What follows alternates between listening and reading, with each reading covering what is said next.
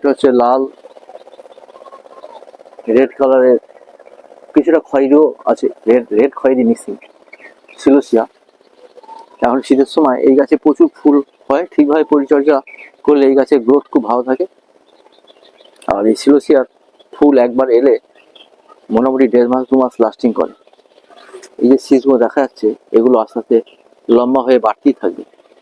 আমি 15 দিন 20 দিন পর পর আপনাদের দেখাবো কিভাবে সিলোসিয়ার শীষ বাড়ছে। এটা বাড়ি বা বাগানের বিউটিফিকেশনের জন্য খুব ভালো, সাজানোর জন্য খুব ভালো একটা গাছ। আর এই গাছের পরিচর্যা ঠিকভাবে করলে এই গাছের গ্রোথ ভালো থাকে। সয়েল মিক্সিং, ফাঙ্গাসের জন্য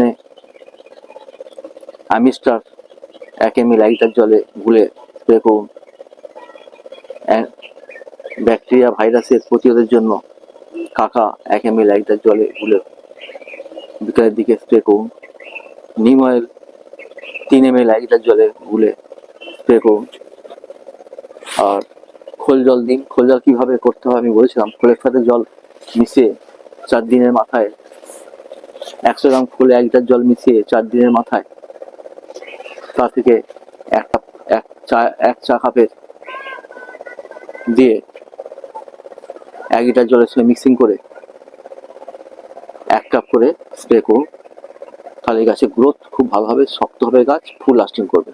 ধন্যবাদ।